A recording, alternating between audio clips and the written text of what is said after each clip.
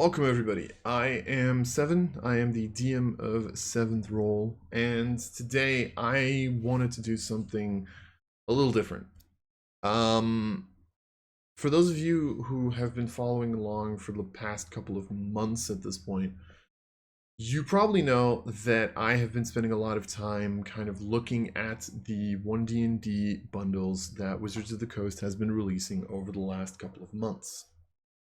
Um, Specifically, I think I started at Bundle 2, which I think was the expert classes. I kind of skipped Bundle 1 because I wasn't really planning on doing anything about this yet. And I've been doing this for a while now, and people who've been following along know that I haven't been extraordinarily positive about it. Specifically, I personally feel like, especially lately, Wizards has been lazy, let's say, with the One D&D bundles. It's pretty much gone from sort of a 5.5 edition feel to what I would call a glorified balance patch. And there's nothing wrong with that per se, but I don't even feel like they're necessarily doing the balance patch entirely well. They're pretty much closing a couple of holes that are there. They are closing things. There are a couple of things that are good about the bundles, but at the same time, I personally feel like they could do more. They could really go out of their way right now. They're pretty much creating a full revision of 5th edition, so seeing as they're still in the playtesting phase, they could try some outrageous things, right? And they just don't. So, at a certain point in time, I got to a point where I was like, I've been sitting here critiquing this stuff for a while now, and I realized someone at one point told me that you can keep critiquing stuff, but if you don't really say what needs to be improved or how you would improve it yourself, you're not really helping anyone, right? You can keep saying, this is shit. That's not going to change anything. So, I decided, what if I just spent some time and tried to kind of come up with my own changes? Whether or not they're good or bad, at least let's try some stuff, right? Let's take a little bit of time, put it into these bundles, and see what happens. And that's what this first video is about. Now, you might have already seen it from the document and from the title and whatnot. This is the video in which I'm going to tackle the fighter class. Now, before I start with this, there's a couple of points that I do want to get across before we do this entire look at the document I've written. First of all, this is a first draft. There's a reason that at the top it says version 0.1. It's because it's a first draft. This is untested. This is not balance checked. This is literally that. This is literally me taking, like putting up a thumb and feeling where the wind's coming from. That's all this is, right? It just tries to get the core ideas across.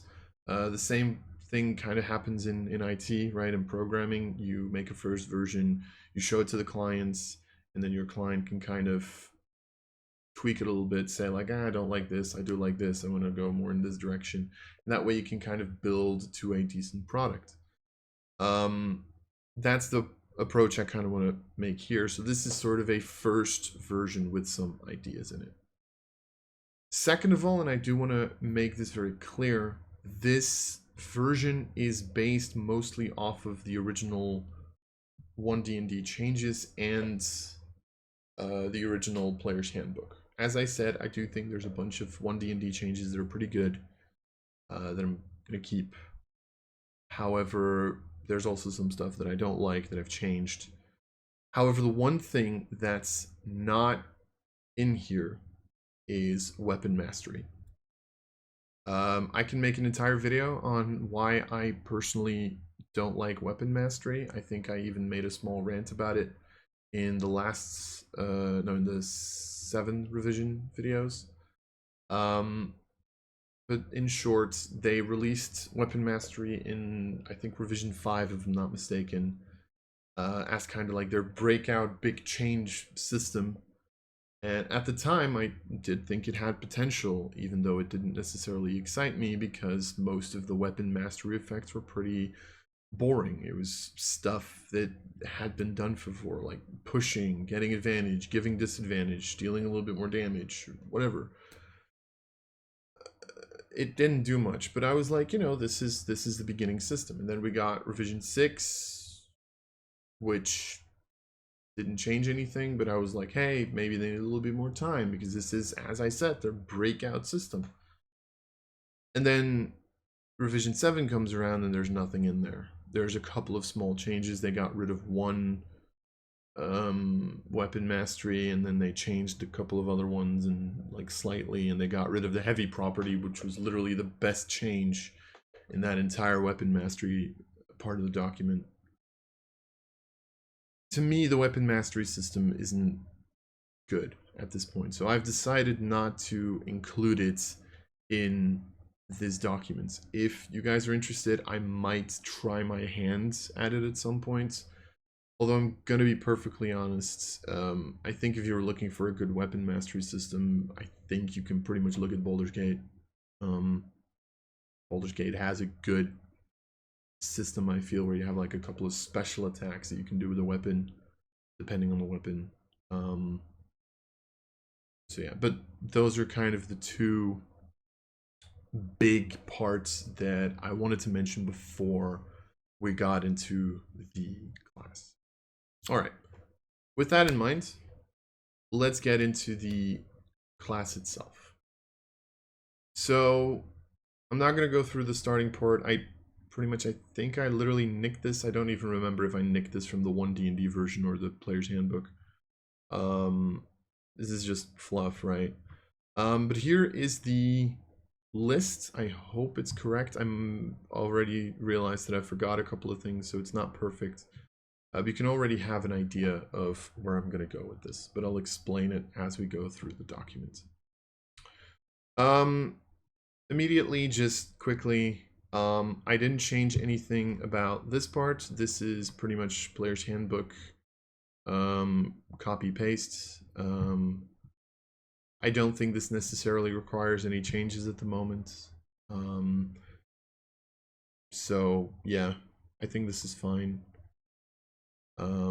So it is mostly about features. Maybe later down the line I'll have like another look at this, but for a fighter I don't really see anything that needs to change here. Now, let's get into the features. Fighting style, same as in the document, same as in the original, the player's handbook.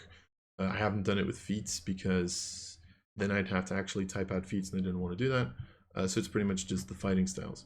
The big thing, as you might have realized, is combat superiority. This is not a new idea. I'm going to completely admit that. This is not some earth-shattering new development. Let's take the level 3 from Battlemaster and give it to all the fighters. I think I literally, just to have a look and get some inspiration, I think I literally opened up like 2 fighter GM binder documents on Google, and I think both of them literally had this, like literally had combat superiority at level 1. So this is not earth-shattering. However, I still wanted to include my take on it. Pretty much, the system is very simple. For those of you who've never played Battlemaster, you get a set of maneuvers. Those maneuvers, I'm going to go through those once I've gone through the main features of the class. But these are things that you can do. In order to do so, I also just noticed I completely miswrote maneuvers DC. I keep not being 100% sure how maneuvers is spelled. The way that it works is you get a set of maneuvers, the same way that caster gets a set of spells, and you get superiority dice. You can see here how many maneuvers you know and how large your superiority die is. You might notice that the size of your superiority die currently is the exact same as the martial arts die for monk in the One D&D version, so the buffed up version. I am debating maybe making the first 4 1d6s 1d8s. For the amount of maneuvers, if you're interested in where I got this from, this is based on the amount of Eldritch Invocations in the last version of the 1D&D Warlock. The one difference being that at the first 4 levels you get an additional 1, and I'll explain that once we get to maneuvers why this is, because this is a very specific choice. I'm actually pretty happy about this choice. But pretty much you get a certain amount of superiority dice. They start out as d6s. You get additional ones later down the line. You regain all of your expended superiority dice when you finish a short or a long rest. And then your save DC, if required, is equal to your to 8 proficiency bonus plus strength or dexterity. Pretty much standard, same as it was in the subclass.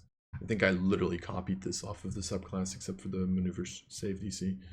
So that's the idea, right?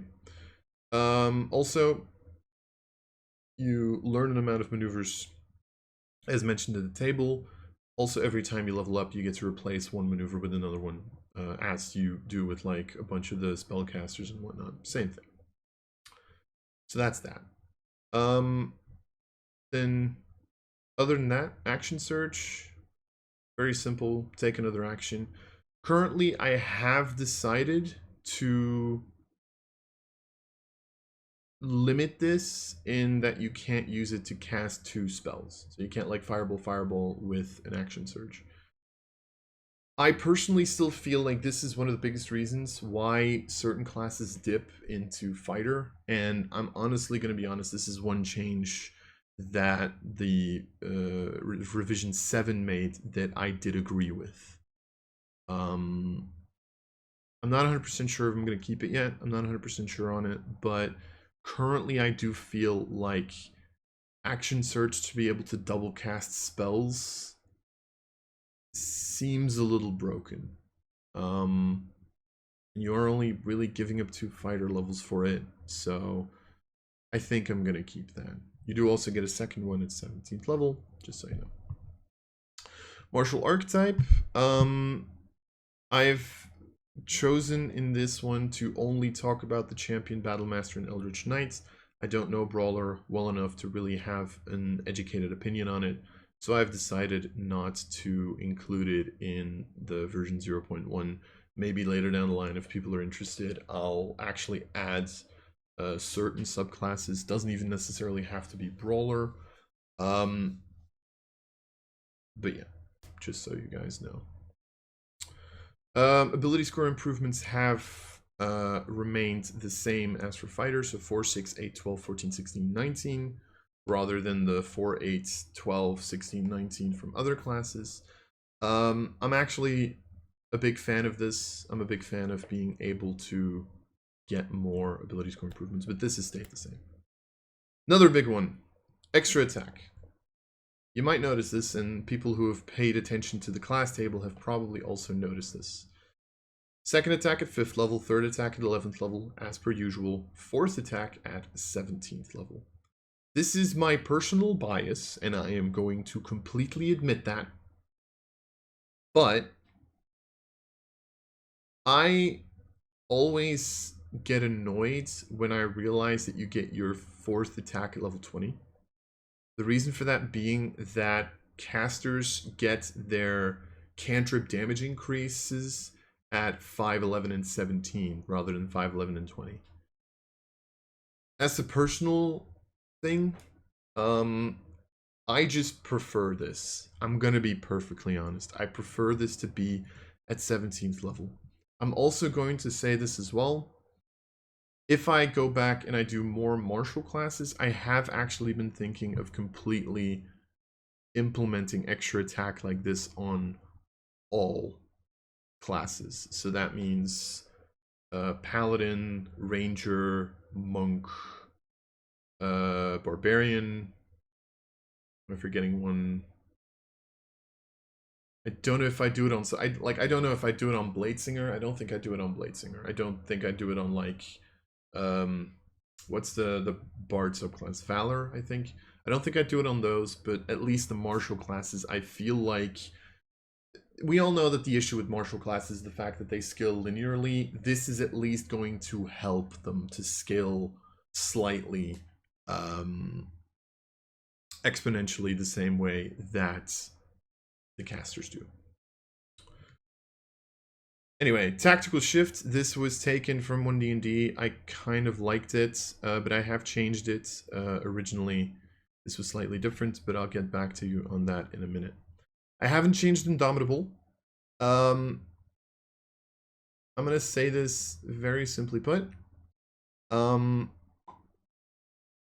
don't like Indomitable as much, so I might change this in the future as well.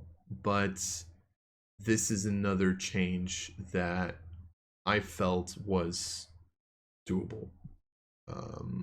But at this current point in time, I don't really have anything that I want to replace it with, so I've kept it. And then finally, the new capstone ability for fighter is True Superiority. Seeing as we now have maneuvers and superiority dice for all, True Superiority at level 20 pretty much means you do not have to use, God, that sentence didn't come out right. You do not have to use superiority dice anymore. So pretty much you have an infinite amount of them. Maybe I should actually note that down here. Yes, I forgot the level 5 tactical shift. I just realized. Maybe I should like, oh no, it's not on here. Never mind. Right, because that's proficiency bonus. The amount of superiority dice you get is equal to your proficiency bonus. I never mentioned that. Sorry about that. So here it would be an unlimited amount, is the idea. I will say this is an idea. This is going to be broken. I'm going to explain why in a second. But this gets pretty broken. The question is, one of the comments that I read that I do agree with on Reddit, not on the videos, is that a lot of people have been saying, like, you know, one of the biggest reasons that characters dip into other classes is because they don't care about their capstone abilities, right? The level 20 for fighter is kind of worth it, but I remember like sorcerer's level 20 ability is, oh, you get like, what was it? You get, you get back 4 sorcery points if you start out with none.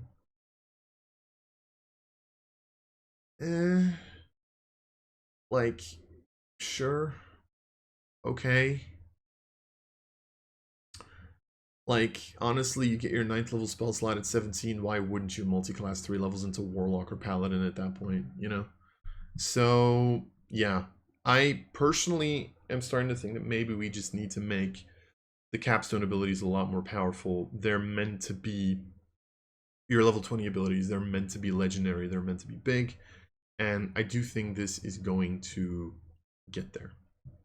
Now, this next part, I'm going to go to the bottom of the document for a second, because this is where we get to maneuver options. So, as I mentioned, maneuvers are now a general thing throughout the entirety of the fighter class. However, you might have noticed it is the level 1 feature of fighter. Why is that important? It's important for one very specific reason. Namely, one feature in the class table was missing. However, you might recognize it. Pretty much, this is something that I wanted to mention. First, I have moved Second Wind here. It is now a maneuver.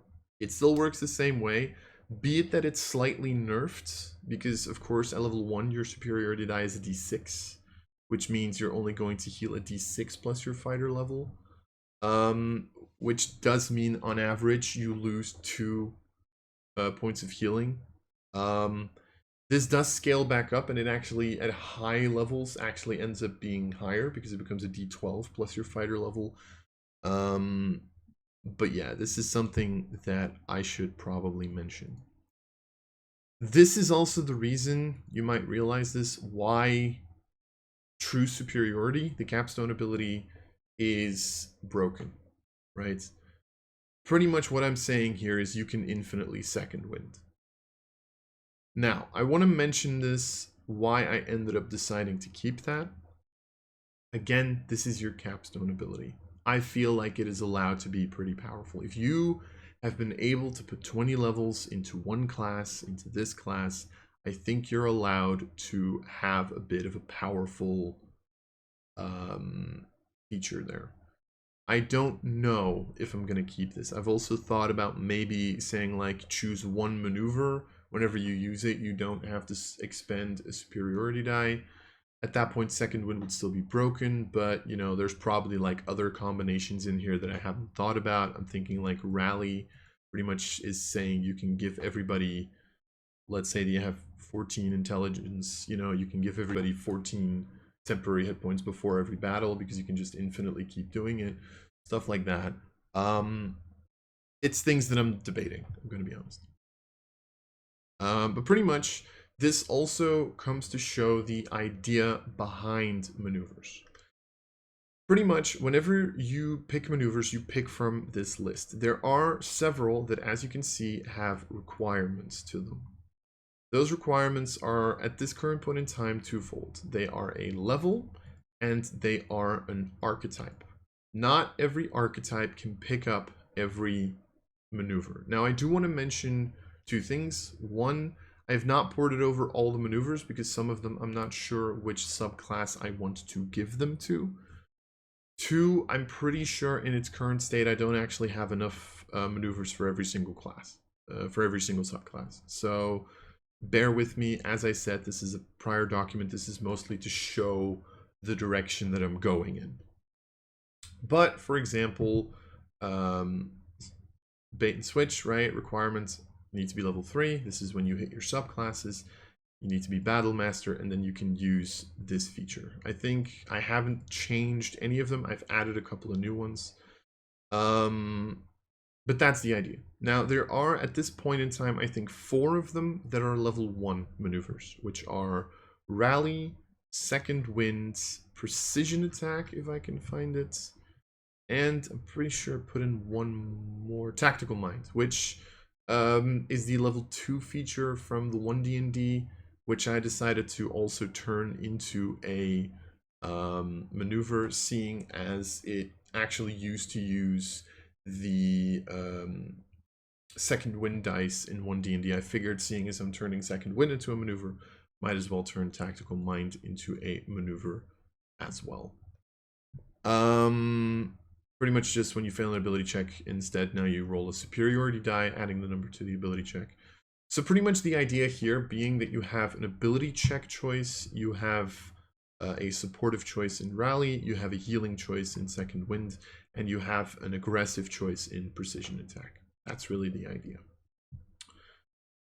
This is why there's 2 choices currently at level 1.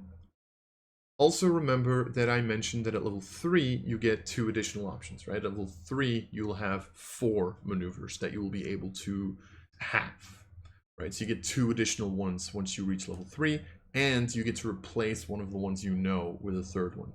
The reason for that is when you reach level 3, the world is supposed to open and you're supposed to get a bunch of maneuvers that you can pick from.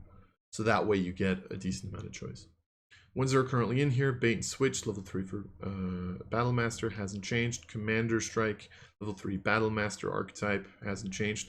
Destructive Strike is a new one, is inspired by Paladin's Divine Smite, pretty much can only use it on Champion.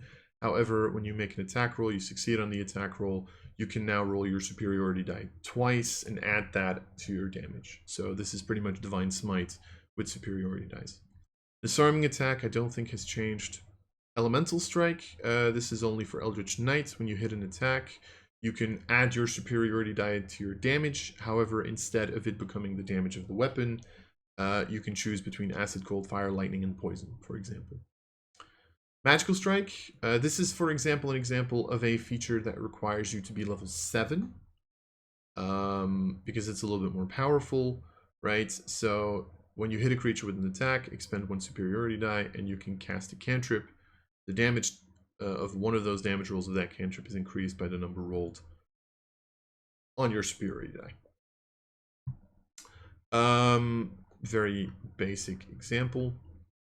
Martial Strike. Martial Strike is an example of a feature that can be chosen by multiple archetypes. I took Champion and Brawler. I know Brawler's not in the document. It's mostly just to kind of prove a point.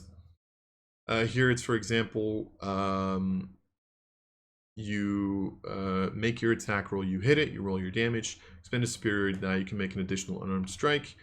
I was also planning on changing this to just add your superiority die to the damage. This is like a cool little combo if you like multi-class with Monk. You can pretty much make your attack, expend a superiority die, make an unarmed strike, which would be a d6 damage instead of just 1 point of damage. And then you add your superiority die onto that damage as well if you hit the attack. It's kind of like a fun little combo with Monk, with Tavern Brawler, stuff like that. Menacing attack, same thing as originally. Eldritch Knight. Precision attack, I already explained. Quick Toss for Arcane Archer, because I felt like that fit. Also a level 5 feature. Rally, I've explained. Second Wind. Studied attacks. This is the level 13 feature from One D&D that I've pretty much ported to a maneuver. So easy enough, right? If you miss an attack against a creature, expend a superiority die, roll the attack. If you hit this time, add your damage to the roll. Stunning attack, pretty much stunning strike from Monk, but on a superiority die. I did specify you can only use this maneuver once per turn. Currently, it already deals additional damage, you know. I feel like it's already broken enough in and of itself. Sweeping attack. You can attempt to damage another character. I think this is one from the originals. And then Tactical Mind, I already explained. So you can kind of see the idea behind these maneuvers, right? They usually belong to a subclass. There's a couple of general ones as well. There's a couple of ones that you can get level 1, and really the floodgates are supposed to open once you hit level 3, once you get your subclass. That's the general idea of this. Yeah. So then next up, let's get through the subclasses. Now, first of all, I'm going to go through Champion. Champion hasn't really changed much, so this is going to be relatively quick. Pretty much I'm going to explain this a little bit. Champion, in my mind, is sort of the arena fighter, is right? The one who just wants to show off a little bit. This is why I've kept the idea of the improved critical. You might have also noticed that Destructive Strike, the add 2d8 points of damage to your attack, is a champion feature, because I think that's a cool little combo. You're going to crit more as a champion, ergo it makes sense for the high damage superiority die to be on the champion. So pretty much this is the same. Your crit, you crit on a 19, also at 15 you crit on an 18. Remarkable Athlete, this was something both in the original and in the 1D&D version. I've pretty much taken the 1D&D version and changed it to give you advantage on initiative rolls, athletics checks, and acrobatics checks. You might be wondering why I did it like this and why I got rid of the jumping speed. One, I have had jumping speed matter so little in my games. I might add it back just because I don't think it's going to break the ability. The reason I decided to add dexterity acrobatics, because the 1D&D version only had initiative and athletics, is because I personally feel like, I don't know, I just felt like these two kind of belonged together in that idea. I already feel like sometimes classes focus too much on strength or too much on dexterity. I kind of wanted to just give you a split no matter which version you play. Technically, you could say initiative is a dex check, but initiative always felt like a special little thing to me, so I decided to add acrobatics. I just like it a little more. 7 fighting style, which I think is the 1D&D. I think you get this additional fighting style at 10 in the original, in the player's handbook. I took Heroic Warrior from 1D&D. People who have followed me for a little bit know that I am Not a fan of what they're doing with heroic advantage. So I changed this so that once per turn you can reroll an attack against the target, choosing whichever of the two results you want. Pretty much a better version of advantage. You can re-roll it on a miss, you can re-roll it on your final hit. It doesn't really matter. You re-roll your attack. I like this more. Don't ask me why. I don't know. I might change this to once per turn on your own turn, so it doesn't work on a reaction attack, or maybe like once per turn when you take the attack action. I might actually do it like that. And then Survivor has become the 1D&D version, so you crit on a death save on an 18 to a 20, and you heal hit points unless you're at 0 or you're at half health. Which, to be fair, at level 20 doesn't matter anymore because you can just bonus action heal. Although this is just at the start of each of your turns, so yeah. This pretty much makes you very defensively potent, which I like. So that's Champion. As I said, not too many changes. Eldritch Knight, the table should be the same as the one in the player's handbook. Unless I missed something, I'm pretty sure. One thing that I changed in Eldritch Knight for spellcasting, you still have to pick your spells, you still only replace spells when you level up. However, one thing that I did change, in the original player's handbook version, you were only able to pick, I think it was Abjuration and Evocation spells. You were only able to pick 2 types of spells.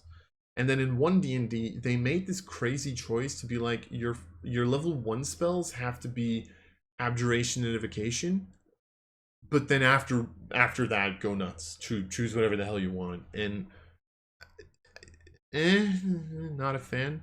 So I just got rid of the requirement. You can pretty much pick spells from the wizard list. I think it has to be either or. I don't like the 1D&D implementation because it just feels like they're making it difficult for no reason, honestly.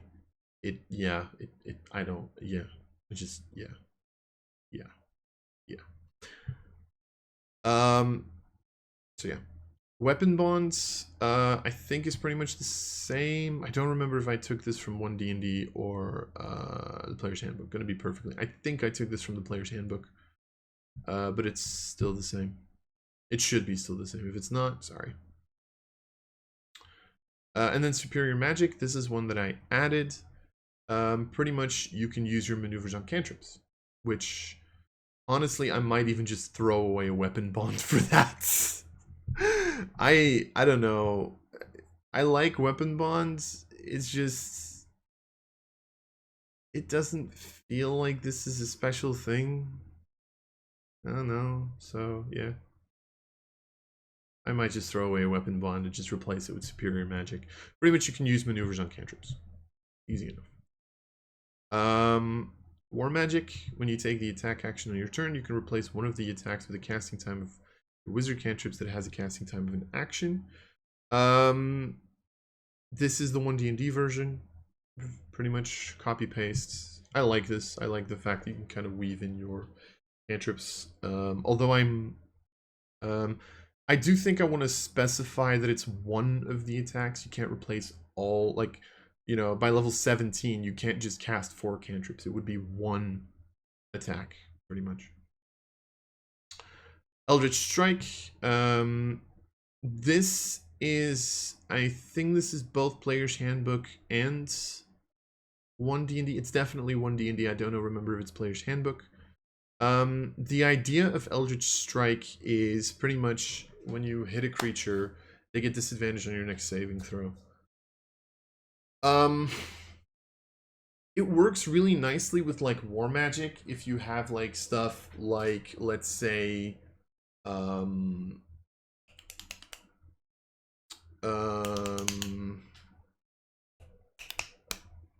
poison spray, sacred flame, right? Sacred flame's not a wizard spell, but you get what I mean. Like Toll the Dead, I think, is a wizard spell, so like Toll the Dead, like it works really nicely with those. I just added to it that you can give yourself advantage on the next spell attack you make against the creature. It does have to be a spell attack against them. I don't know, I like this a little more, so you're not like limited to always have to go with like spells that take a save. So yeah, and it's also on the next spell attack. So let's say that you like hit them with a ranged attack, Eldritch Strike, and then you want to cast Scorching Ray. It specifically says the next spell attack, not spell attacks. So it's only going to do one. You're only going to get one advantage one time. You can't like get 3 advantages on Scorching Ray. So that's pretty much the same, just a little bit buffed. Arcane Charge, you get to teleport 30 feet when you action surge. I think that's pretty much the same as both. And then Improved War Magic is the One D&D version, where you, whenever you take the attack action, replace 2 of the attacks with the casting of one of your wizard spell that has a casting time of an action. Here I've also specified you can only do this once per turn. I think that's pretty important because, you know,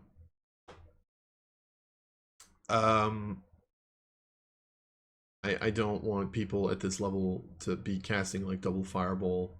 Again, same idea as why action surge doesn't give you a magic action. This also specifies once per turn, so you can't like, it's not once per attack action, it's once per turn as well. Again, don't want you casting double fireball in one turn. You're already going to be capable of doing attack fireball. I think that's already a pretty nice buff. Yeah. That's Eldritch Knight. As I said, not too big. Now, of course, the big changes are in the final subclass. Because, of course, Battlemaster has lost its original feature, right? Because that was moved to level 1. So, let's talk about Battlemaster. I took Student of War from One D&D. You get proficiency with an artisan tool, and you get proficiency in 1 skill. The next one is Student of Battle. There's 2 things here. 1, Student of Battle allows you to learn 2 additional maneuvers. So pretty much this means once you hit this at level 3, you will have the option to pick 6 maneuvers. In addition to that, when you learn maneuvers, you do not need to take their required martial archetype into consideration. What does that mean? Well, I'm going to show it. Let's say that you level up to level 3 and you're picking your features. You're always able to pick up stuff like Rally, Second Wind. You're able to pick up Commander Strike, Bait and Switch because you're the correct archetype. However, usually you would not be able to pick up Destructive Strike because it is a champion archetype maneuver. However, because you are a Battlemaster, you are allowed to act as if this requirement is not there. You are level 3 because you are a Battlemaster, ergo you can pick up Destructive Strike. However, let's go, for example, to Magical Strike. Magical Strike, you do not require the Eldritch Knight archetype, so this gets dropped. However, the moment you hit level 3, you are not level 7, ergo you cannot pick up Magical Strike. However, once you hit level 7, you can pick up Magical Strike, because as I said, Eldritch Knight, this is going to be deleted from the requirements. I kind of want to explain this a little bit. The idea that I have here is that fighters get maneuvers because they have studied how to fight. This is the big difference for me between barbarians and fighters, right? A barbarian fights with their rage. That's why they have reckless attack. They fight with passion, with energy, with battle cries, stuff like that. They fight with their gut, you could say, which is also why Constitution is one of their one of their most important stats. Fighters fight with what I would call expertise, not the feature, but the actual word in this case. They fight with experience. They learn how to fight properly. This is why they know how to execute certain maneuvers. They've learned these maneuvers. However, a champion has learned these maneuvers, but has focused on kind of, as I said, the inspiration for me has always been more the arena fighter, right? Wants to make sure that they give up a show, and what better to give a show than that final critical hit, that final destructive strike that you can use to decimate your enemies and give your audience a show. Eldritch Knights kind of try to combine magic with their weapon studies, right? They study a little bit of magic, which is why they use intelligence, and in addition, they also, um, learn how to use their weapons, and they even have found ways to combine the two, which is why they're capable of using maneuvers on spells rather than just on um, their weapon attacks. A battle master is what I would call the kind of jack of all trades. A battle master to me has always inspired the feel of a general, someone who stands at the battlefield, looks over their troops, and therefore needs to know what they're capable of. They are the ones who know how all the maneuvers work, even the ones that they're not necessarily capable of executing themselves. This gives them the advantage of more knowledge over the maneuvers, right? This is why the original subclass in the 5th edition got these maneuvers. They know how to take advantage. Therefore, they can take any maneuver they want because they've seen their brethren in combat do this on a daily basis. They've been able to learn them themselves, and therefore they're both able to take more maneuvers, 2 in this specific case, and they are capable of learning all of the maneuvers as long as they fit the other requirements.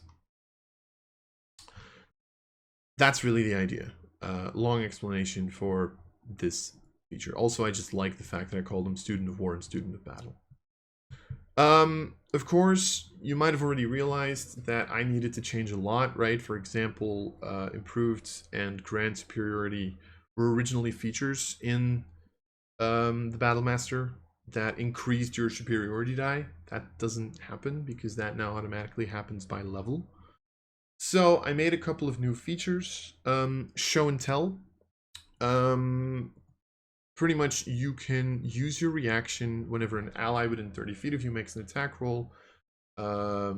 This should probably become a weapon attack roll, by the way. You can use your reaction to expend a superiority die, and then they can execute a maneuver instead of you. I think this is a cool little thing. This is kind of the general telling someone you can do this, and then they can use that feature. This does have to be weapon attack roll. I forgot to change that.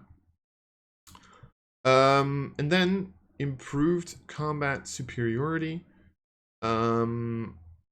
Pretty much for me, the idea here was, as I said, the battle master has studied these maneuvers to a level that others have not. Therefore, once per short or long rest, you are capable of using 2 maneuvers at the same time instead of 1 on attack rolls.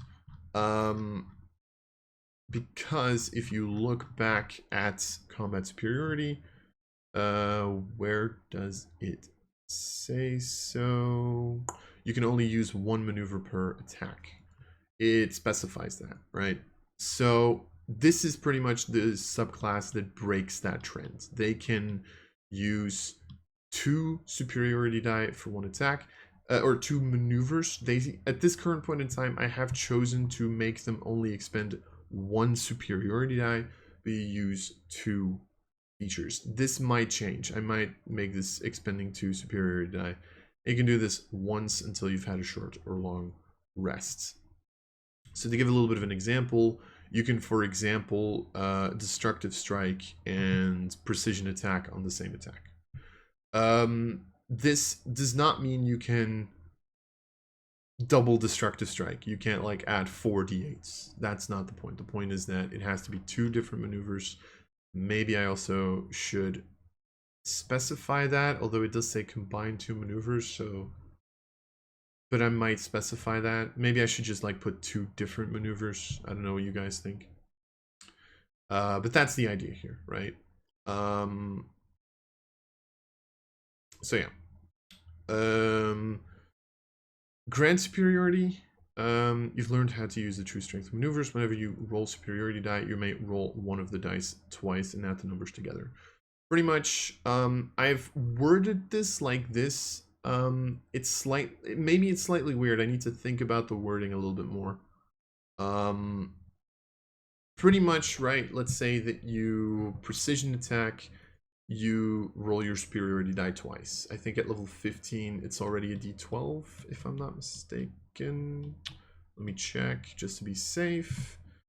Nope, d10, sorry. So it would be a d10. Pretty much you can add 2 d10s to your attack roll if you want to. I might also limit this in the amount of times. I might also limit this to like once per short rest as well. But you can roll your superiority die twice instead of once. Add the numbers together. Why did I word it in you may roll one of the dice twice? Because the idea is that for destructive strike, it says you roll the superiority die twice. The idea is that here, assuming that your superiority die is a d10, destructive strike would deal 3 d10 points of damage, not 4 d10. So you don't get to double both of the rolls of the superiority die. You still go up to 3. Again, I might need to reword that, but that is the idea behind it. I don't want to just double your damage, especially knowing that the current version pretty much just says, you know, you can continuously do that, which again, I might change that to either proficiency bonus amount of times, although technically, I might change that to like once per short rest or maybe twice per short rest. Not sure yet. I'm at least, I think, gonna change it to once per turn, especially because you can technically combine. Yeah, so I'm at least gonna do it like once per turn. Yeah, I just thought of that. I'm probably gonna make this once per turn. And then ultimate combat superiority. You can use improved combat superiority twice, so you can combine 2 maneuvers twice per short rests instead of once. That's the idea. As I said, very basic documents. A lot of subclasses that aren't in here yet. Not a lot of changes. But I do think this kind of gets my point across of what direction I want to go into with this. Honestly, if people think this isn't a good idea or this is shit or whatever, then by all means just tell me. It might be. It is, as I said, untested, just top of my head, and, you know, make this, have fun with it. This is really the idea here. The document itself is not going to be online yet. I want to tweak it a little bit before I put this online. You know, as I said, version 0.1. I also have another class that I at least want to do this. So I'm at least going to make one more video like this. And then from that moment on, I think I'm going to try to gauge interest, see what people enjoy, if people enjoy. See if there are certain buffs or nerfs that are necessary. Please don't just suggest buffs. The idea is to make this a playable class at some point, because, you know, if Wizards isn't going to do it, then we might as well do it ourselves. But anyway, if you guys have any comments on this, please comment down below. And with that, I'm going to end this little ramble here. Hope you guys enjoyed, and I will see you all next time.